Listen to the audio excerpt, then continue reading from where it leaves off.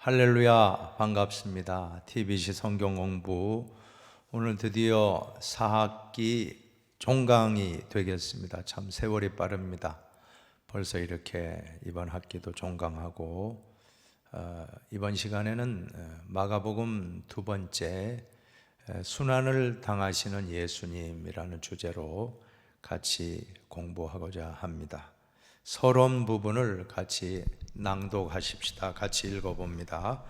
우리는 고난과 박해에 상황하여서 이적을 베푸시는 능력 많으신 하나님의 아들 예수 그리스도에 대한 믿음이 신앙인들에게 용기와 희망을 주고 담대하게 환난을 극복할 수 있도록 해준다는 것을 이미 살펴보았습니다.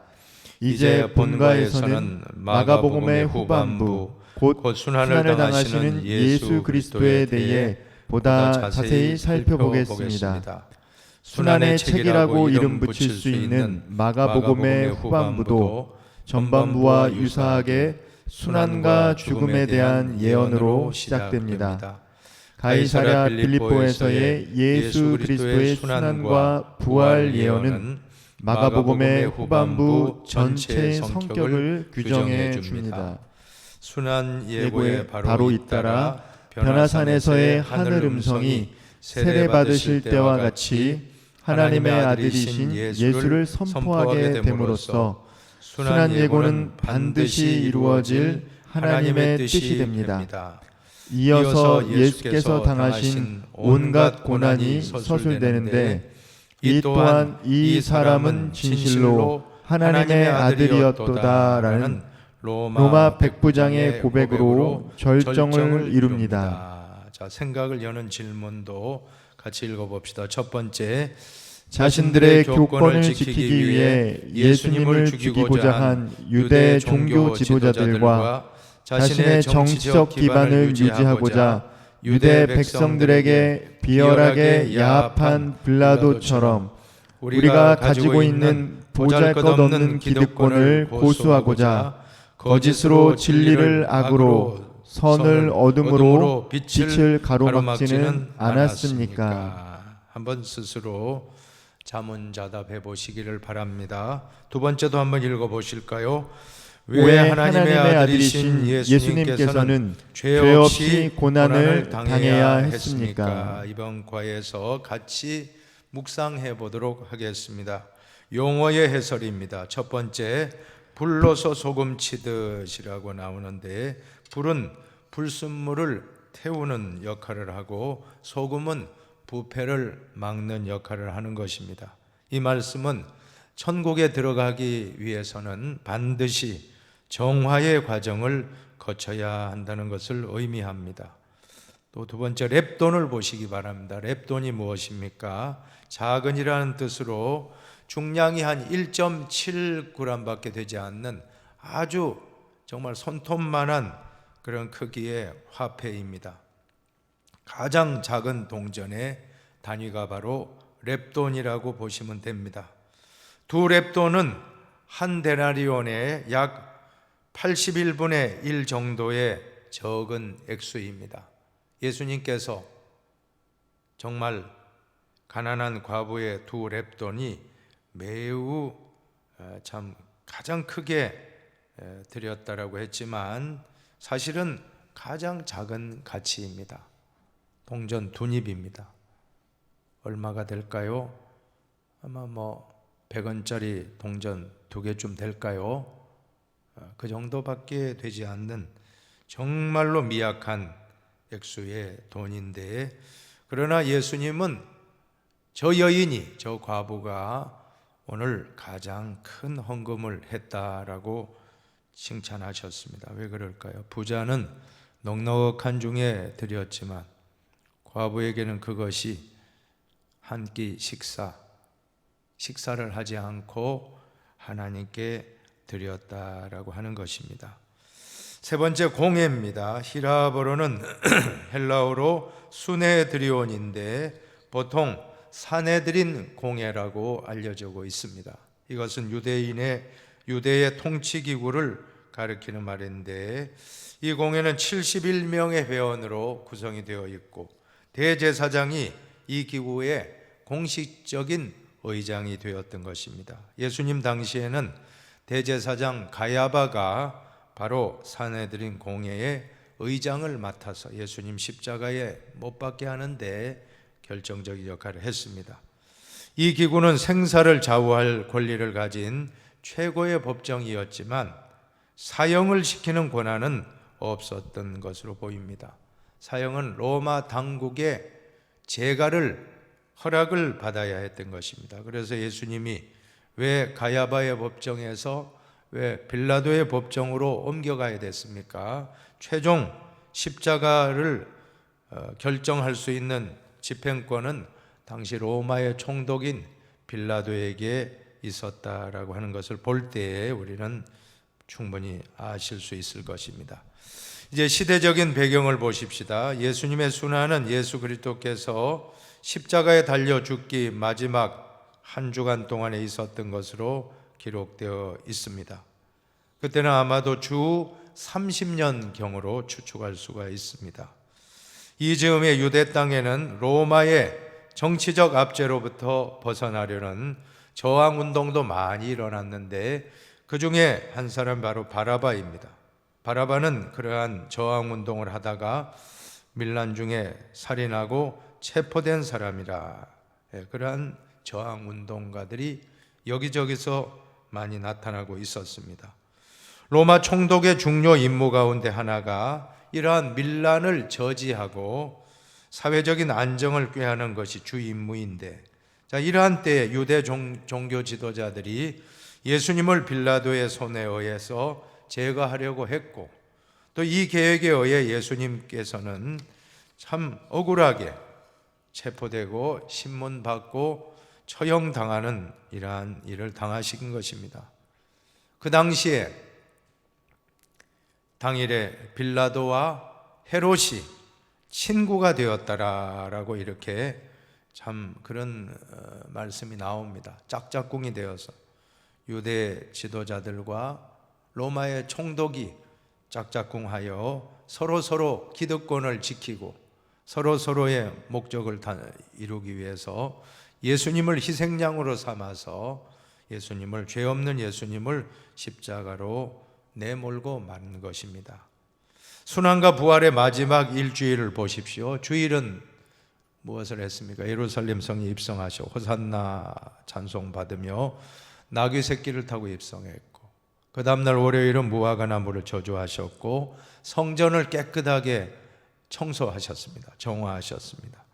화요일은 성전 파괴에 대한 예언, 종말을 예언하셨고, 또 유대인이 예수님을 잡으려고 음모를 꾸미고 있습니다. 그리고 목요일은 마지막 만찬, 최후의 만찬, 그리고 체포되시고 산헤드린 신문을 받고, 또 금요일은 빌라도의 재판과 더불어 고난과 십자가, 그리고 매장되어 토요일은 무덤에 계시다가 주일은 안식구 첫날 부활하시게 되었습니다. 주일은 그러므로 가장 기쁜 날, 가장 좋은 날입니다. 예수님이 부활하신 날이기 때문입니다. 이제 말씀의 해석을 보십시다. 첫 번째, 고난을 향한 예루살렘 입성입니다. 마가복음은 예수께서 갈릴리에서 사역을 하시다가 예루살렘을 향해서 올라가시는 여정을 기록하고 있습니다.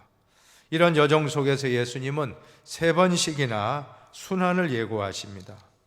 3번 예고하시는데 언제 하셨습니까?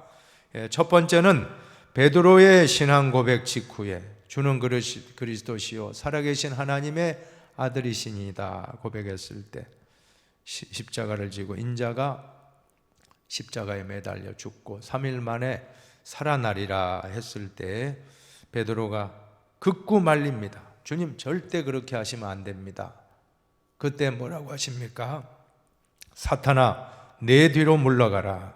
너는 나를 넘어지게 하는 자라.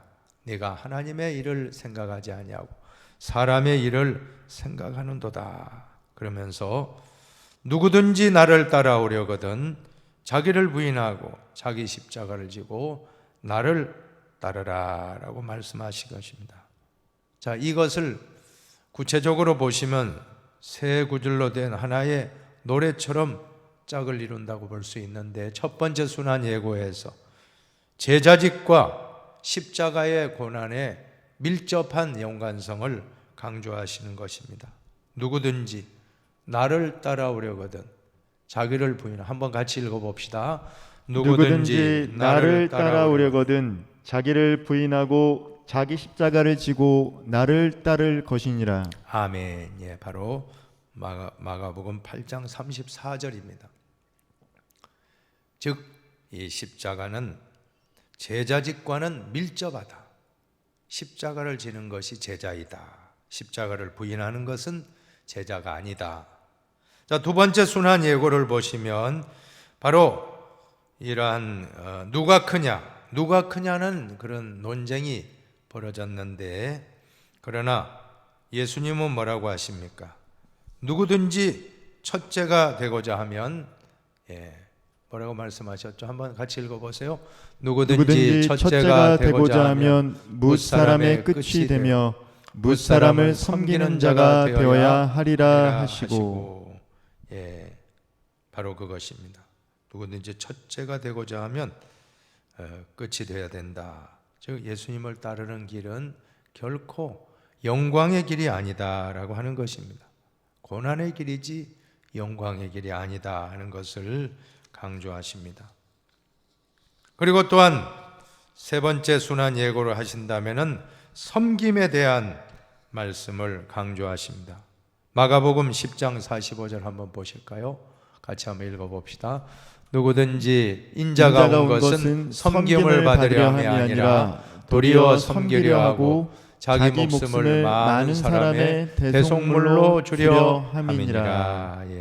섬김, 이 십자가를 예언하시고 예고하신 다음에는 섬기는 자가 되라. 오늘 우리도 섬김의 종이 되어야 할 줄로 믿습니다. 천국에서는 섬기는 자가 가장 큰 자라고 했습니다. 이제 두 번째 단락으로 예수 그리스도의 순환 이야기가 나옵니다. 마가복음에서는 예루살렘이 예수님께서 당하신 고난의 장소로 강조됩니다.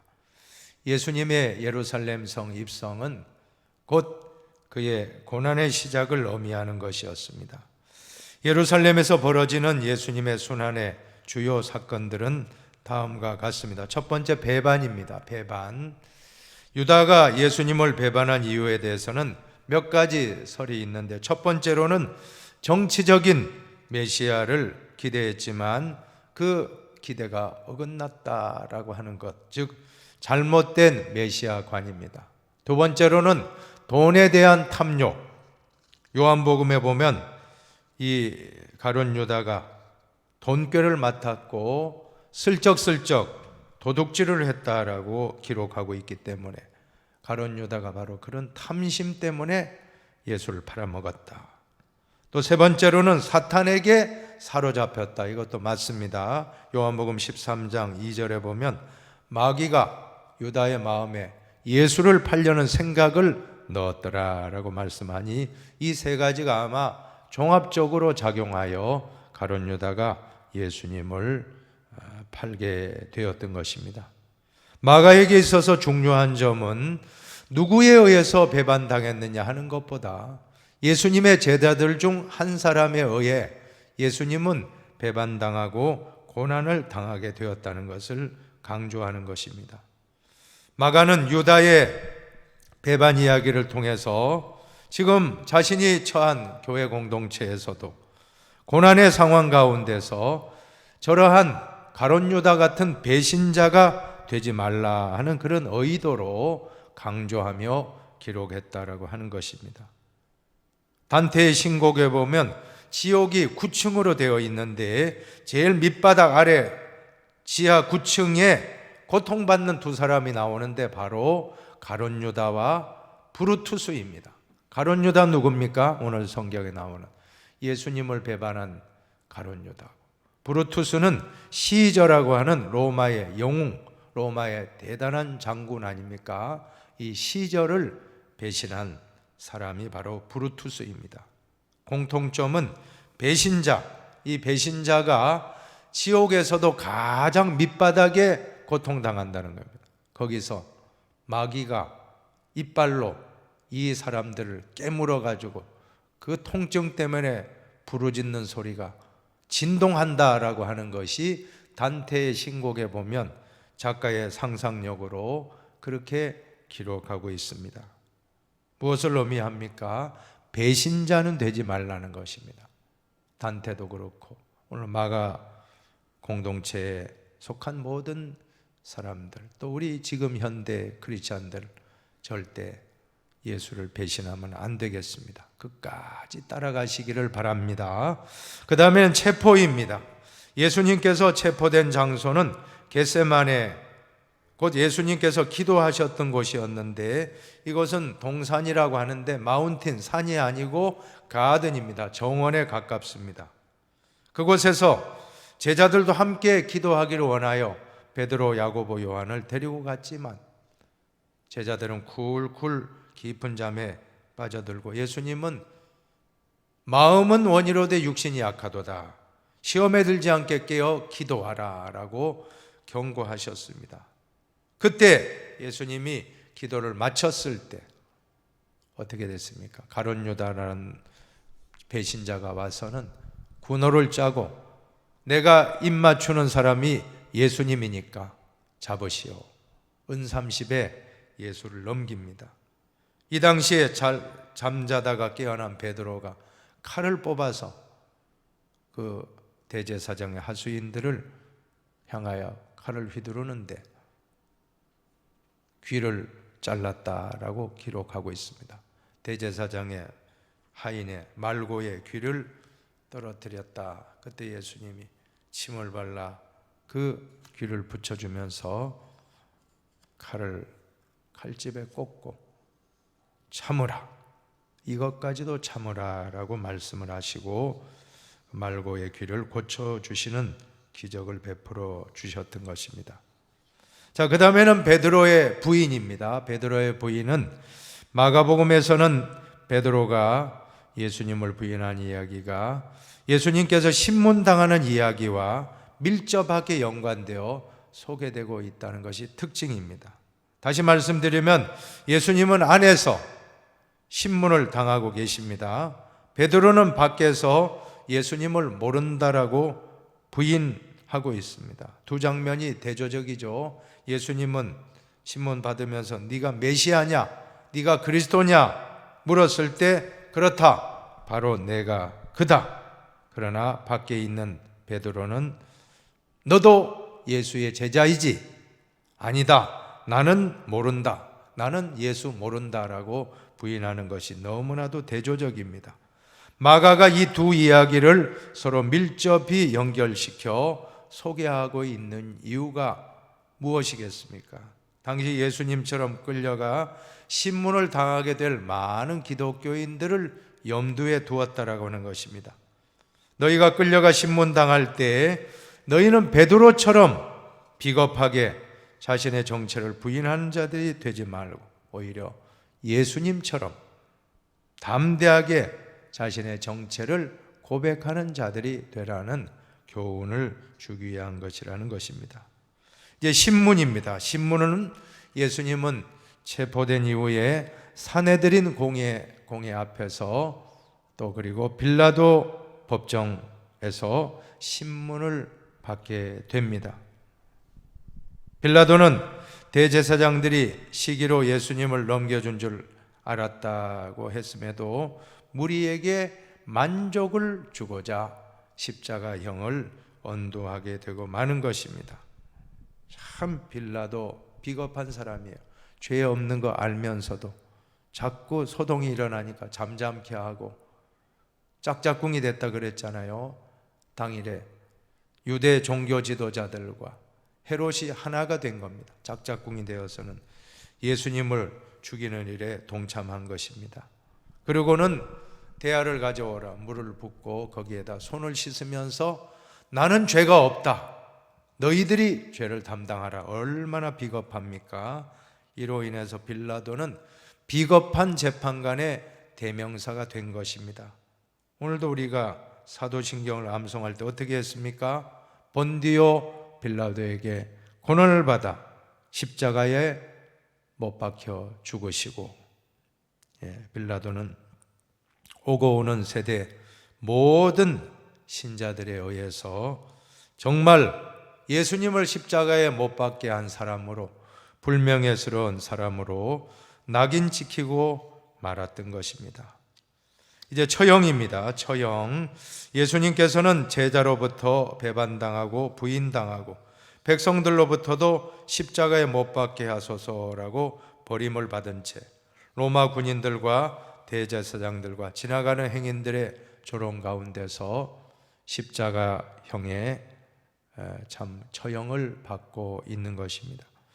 예수님의 죽음은 모든 사람들로부터 철저히 버림을 받은 죽음이었습니다. 그래서 마가복음에 의하면 예수님께서는 마지막 죽음의 순간에 나의 하나님, 나의 하나님, 어찌하여 나를 버리시나이까 울부짖으며 운명하셨습니다. 엘리 엘리 라마 사박다니. 여러분, 이것은 단순히 십자가의 고난의 그러한 문제만이 아닌 것입니다. 십자가의 의미는 단순한 고통, 살이 뜯겨나가고 피 흘려 죽는 그런 고통, 육신의 고통도 있지만 그보다 더 큰 것은 하나님 아버지로부터 버림을 받았다. 이것이 얼마나 참 큰 고난입니까? 실제로 예수님의 이 최후 발언은 박해 가운데 죽어가는 마가 시대의 많은 그리스도, 이 마가복음의 배경은 로마의 박해 상황이라고 말씀드렸잖아요, 지난 시간에. 그 시대, 네로 황제의 그런 박해, 자, 그런 시대 많은 그리스도인들이 울부짖었습니다. 사자밥이 되고 십자가형의 화형 고난당하면서 원형 경기장에서 네로의 미친 그러한 폭압에 죽어가면서 그런 질문을 했을 것입니다. 엘리 엘리 라마 사박다니, 나의 하나님, 나의 하나님, 어찌하여 나를 버리시나이까. 이것이 바로 그 시대의 그리스도인들의 울부짖던 소리였던 것입니다. 여러분, 정말 힘들고 어려운 일을 겪을 때 나는 하나님으로부터 버림받은 것 아닌가 하는 그런 생각을 하지 않겠습니까? 독일의 신학자 위르겐 몰트만이라는 분은 2차 세계대전에 참전했습니다. 젊은 나이에 전쟁에 끌려가서 포로가 됩니다. 영국군 포로가 되는데 그가 포로 생활할 때 극심한 절망을 경험하게 되는 것입니다. 고향인 함부르크가 폭격에 의해서 거의 다 파괴되고 가족들과 친척들과 친구들, 동네 사람들 무수히 죽었습니다. 그 소식을 들었고 또 자신은 포로로 잡혀 있는 이 절망의 상황 가운데서 몰트만이 부르짖었던 소리, 독일도 기독교 국가 아닙니까? 예수 믿는 분들입니다. 하나님, 당신은 어디에 계십니까? 왜 나를 버리셨습니까? 라고 그렇게 호소했던 것입니다. 이때 몰트만은 영국 군목이 던져준 성경책을 받게 되는데 이 성경을 읽는 가운데 바로 오늘 본문 말씀, 나의 하나님, 나의 하나님, 어찌하여 나를 버리시나이까 하는 이 말씀을 읽는 가운데 깊이 깨달은 것입니다. 아하, 예수님도 이런 울부짖음으로 고통스러워 하셨구나. 그렇다면 예수님이라면 나의 고난의 문제를 그 누구보다도 이해하실 수 있다라고 깨달았던 것입니다. 이러한 상황 가운데서 그는 전쟁이 끝나고 물리학자가 되고자 하는 꿈을 내려놓고 신학자의 길을 걸어가게 되었던 것입니다. 그의 생애의 결정적인 말씀은 바로 엘리 엘리 라마 사박다니, 나의 하나님, 나의 하나님, 어찌하여 나를 버리셨나이까. 이 말씀이 그의 삶을 바꾼 것입니다. 180도 바꾼 것입니다. 그의 신학도 이 말씀의 질문을 찾아가는 것이 바로 그의 신학의 주제였던 것입니다. 왜 예수님은 하나님의 아들이심에도 불구하고 아버지로부터 이렇게 완전히 버림받으셨는가? 이 몰트만의 신학의 주제는 예수님 십자가에서 부르짖으며 고난받으시고 절규하실 때 아버지는 어디 계셨는가? 아버지는 뭐하고 계셨는가? 이것이 몰트만 신학의 중심 요점입니다. 그래서 그 질문을 가지고 쓴 책이 바로 십자가에 달린 하나님의, 십자가에 달린 예수님이 아니고 십자가에 달리신 하나님이란 뜻, 유명한 그런 책입니다. 하나님은 아들이 엘리 라마 사박다니 고통으로 절규할 때 외면하신 것이 아니라 성령을 통해서 아들과 함께 고난받으셨다. 고난받으시는 하나님. 여러분, 패션 오브 크라이스트의 마지막 장면, 예수님이 십자가에 돌아가실 때, 그죠? 하늘에서 그 눈물이 그 작은 방울이 하나 떨어지잖아요, 그죠? 하나님의 눈물을 상징한다는 것입니다. 하나님이 외면하지 않고 그 아들의 고통에 성령과 함께 동참하셨다. 오늘날 우리 성도가 극심한 절망과 고통 가운데 있을 때 하나님은 멀리 계시는 것이 아닙니다. 가장 가까이 계시고 아파하는 자녀들과 함께 아파하시는 좋으신 하나님, 우리는 그 하나님을 나의 아버지라고 믿고 있는 것입니다. 얼마나 여러분 축복받으셨습니까? 저와 여러분보다 축복받은 사람은 없다라고 저는 믿습니다. 왜? 나의 고통에 같이 아파하시는 하나님이시기 때문에. 그 하나님 우리가 믿는다는 것이 얼마나 뿌듯합니까? 여러분, 코로나의 고통, 지금 경제적인 고통, 혹시 암으로 투병하시는 분들, 여러 가지 참 인생살이가 고달프고 힘든 문제를 안고 있는 분이 계십니까? 그 고통을 하나님 아버지도 다 알고 있다는 것을 다 느끼고 같이 아파하신다라고 깨달을 때 우리는 어떤 고통도 이겨낼 수가 있는 것입니다. 자, 여섯 번째로 부활입니다.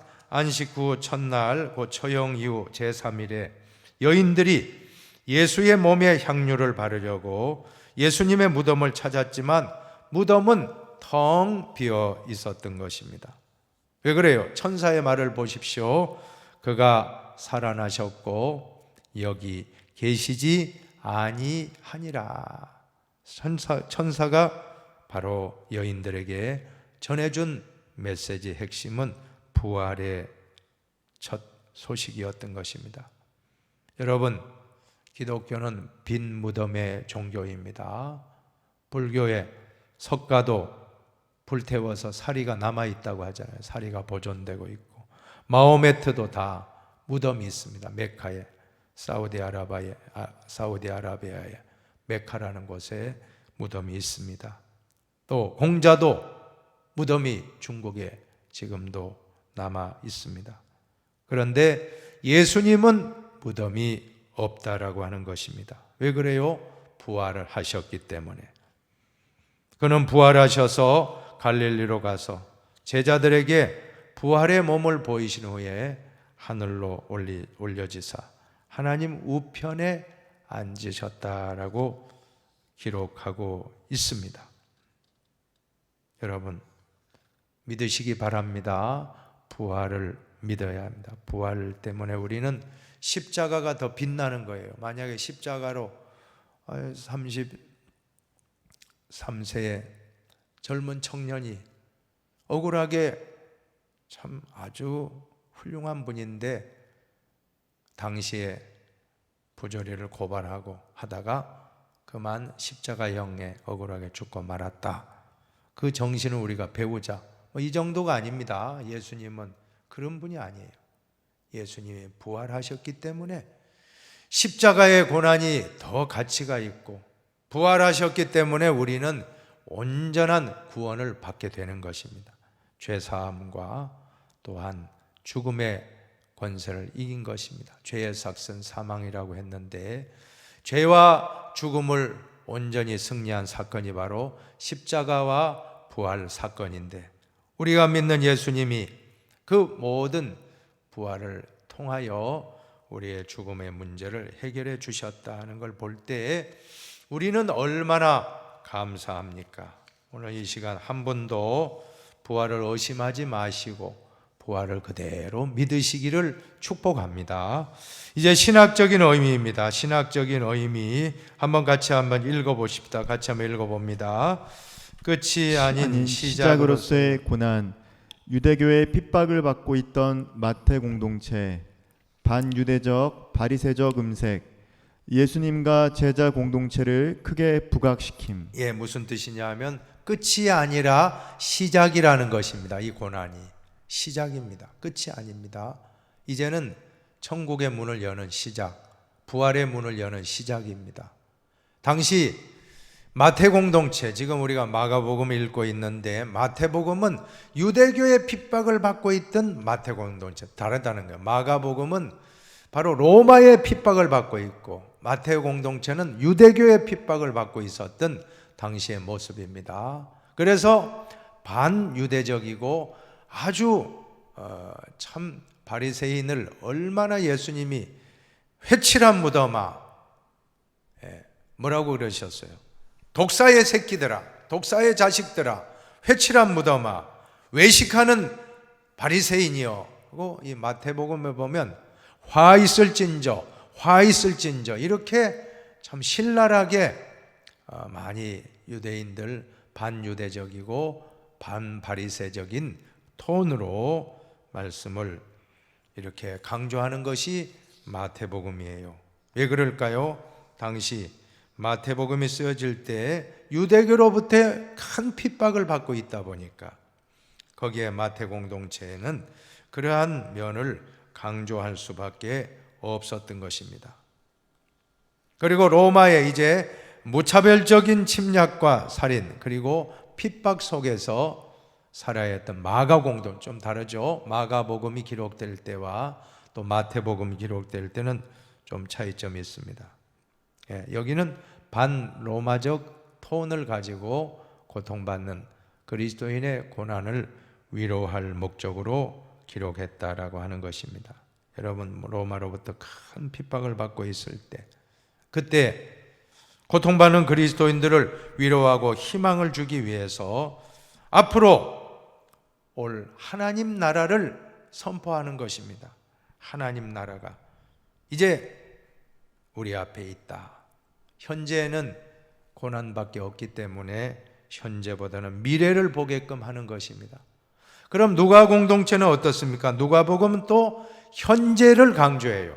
현재에 임하는 하나님 나라를 강조하니 참 각각 복음서가 우리 복음서마다 다 특징이 있다는 것입니다. 마태복음은 바로 반유대적인 색채, 바리새인을 비판하고, 또 마가복음은 반로마적 색채가 있고 미래의 하나님 나라, 그리고 누가복음은 현재 임하는 하나님 나라라고 하는 각각의 특색이 다 있습니다.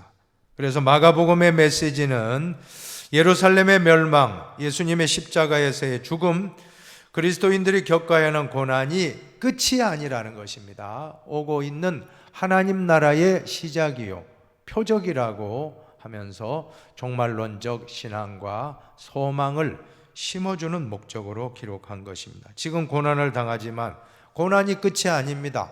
고난을 통과하고 나면 부활이 기다리고 있고 하나님 나라가 기다리고 있고 축복이 기다리고 있다.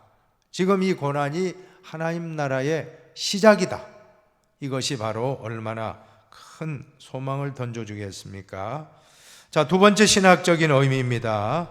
고난당하는 그리스도인에게 주는 교훈인데, 자, 고난당할 때 박해의 고통 중에 배반자가 있을 것입니다. 배반하는 그리스도인도 나타나고 또 체포당하는 그리스도인들도 있었을 것입니다. 또 예수님을 부인하는 그리스도인들도 있었습니다.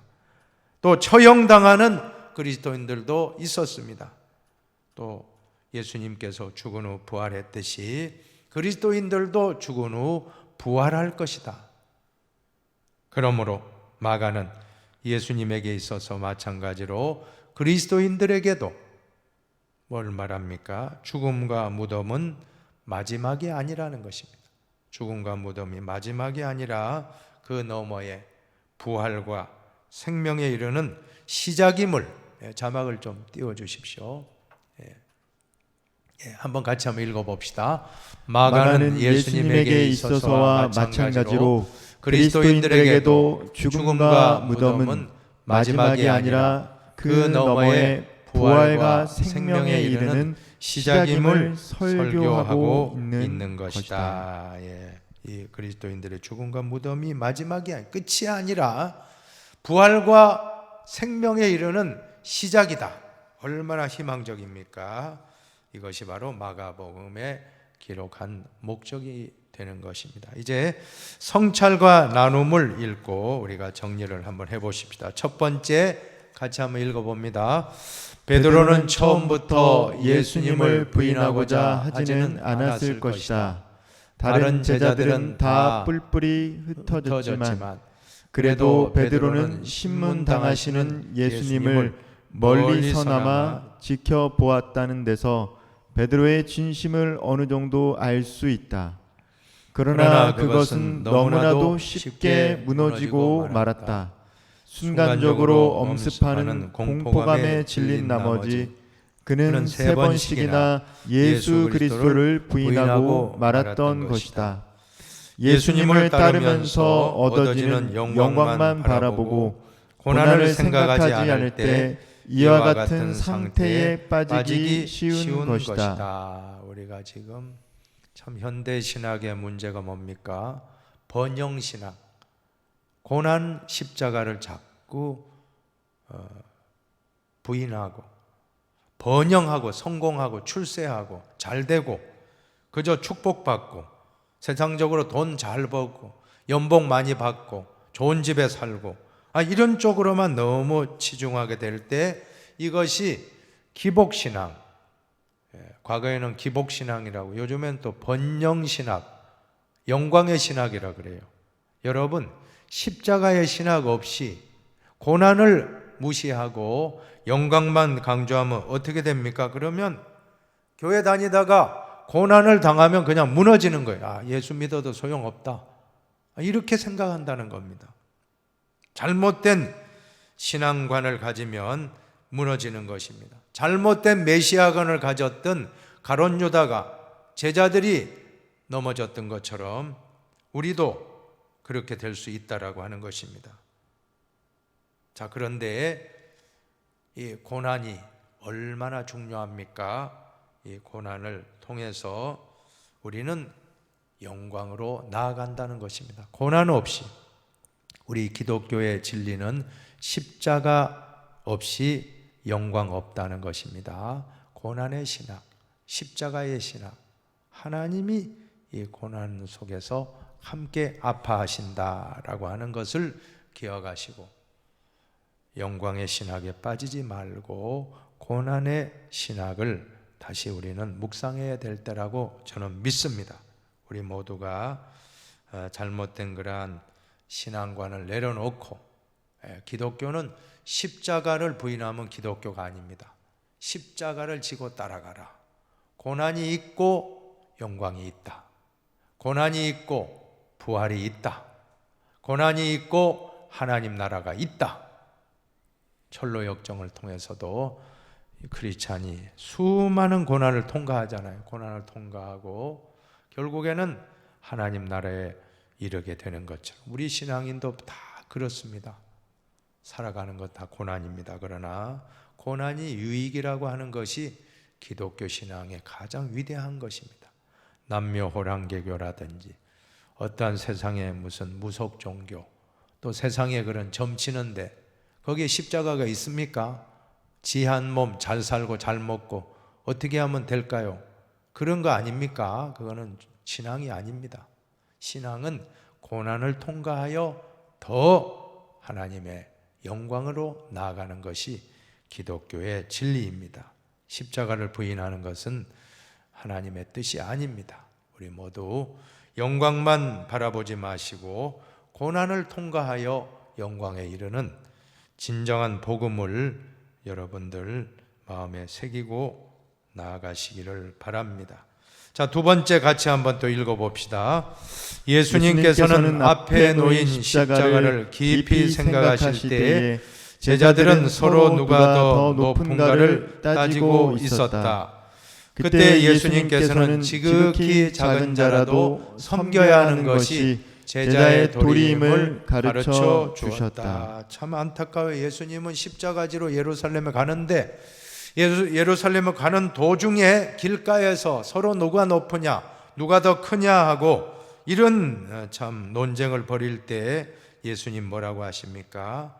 천국의 기준은 다르다는 거예요. 세상 기준은 그렇지만 천국의 기준은 뭐라고 합니까? 섬기는 자가 큰 자다.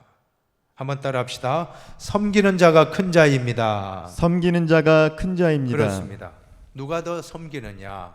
섬기는 것이 진정한 하나님의 축복입니다. 우리는 제자는 십자가를 지는 자이고 섬기는 자다는 것을 잊지 마시기를 바랍니다. 자, 세 번째도 같이 읽어봅시다. 유대 종교 지도자들과 빌라도와 백성들이 제 아무리 예수 그리스도를 제거하려고 소동을 벌였어도 종국에 가서는 모든 것이 예수 그리스도의 승리로 결판이 났다. 진실로 그는 하나님의 아들이셨던 것이다. 예, 정말 결정타. 이 사형을 집행했던 마지막까지 따라붙었던 로마의 백부장, 이 백부장의 고백이 결정타라는 것입니다. 뭐라고 했습니까? 이 사람은 진실로 하나님의 아들이었도다라고 외치는 거예요. 이것이 예수님이 하나님의 아들이심을 종지부를 찍는 겁니다. 그동안에 하나님이 세례받고 올라올 때도 이는 내 사랑하는 아들은 내 기뻐하는 자라. 하나님 여러 차례 음성을 들려주셨죠. 그렇지 않습니까? 변화산 위에서도 또 그런 음성을 들려주시고 그랬는데 마지막에 이 로마의 백부장의 입에서 이 말이 나왔다라고 하는 것은 이제 예수님은 메시아이심을, 하나님의 아들이심을 온전히 이제 종지부를 찍었다. 결판 났다는 거예요. 끝났다는 거예요. 이 말 한마디에 이제 온전히 예수님이 승리하신 분으로 이제는 결정이 된 것입니다. 여러분, 이 말을 믿고 우리는 하나님의 아들로, 예수님을 하나님의 아들로 메시아로 영접하고 있는 것입니다. 이제 네 번째도 같이 한번 읽어봅시다. 네 번째, 밤이 길면 그만큼 새벽이 가까워진다. 하나님의 역사도 이와 마찬가지이다. 그러므로 가도 끝없는 어둠 속이라 해서 낙심하지 말고 하나님의 최종적인 심판을 겸손히 기다려야 할 것이다. 그리스도의 죽음은 잠시 동안 절망을 주는 것 같지만 오래가지 않아 예수님께서 부활하심으로써 인류에게 크나큰 소망을 주셨던 것이다. 예, 밤이 깊으면 새벽이 가깝다라고 하잖아요. 예, 가장 어두운 시간이 새벽이라 그래요. 이제 동이 트기 직전이 제일 칠흑같이 어두운데 그 어둠을 통과하면 바로 밝은 새벽이 오는 것처럼 지금 이 고난의 십자가가 너무나도 힘들고 어렵다 할지라도 반드시 이제 놀라운 영광의 아침이 열리는 것입니다. 바로 이것이 기독교의 진리입니다. 아까 고난을 말씀드렸는데 우리가 당하는 고난은 동굴이 아니라 터널인 것입니다. 동굴은 꽉 막혔지만 터널은 열려 있습니다. 끝이 있습니다. 코로나의 고난도 끝이 있을 것입니다. 반드시 결론은 축복입니다. 낮추시며 시험하사 마침내 복을 주시는 것이 우리 기독교의 진리입니다. 십자가 없는 부활은 있을 수가 없습니다. 부활이 없는 십자가는 공허한 메아리일 뿐인 것입니다.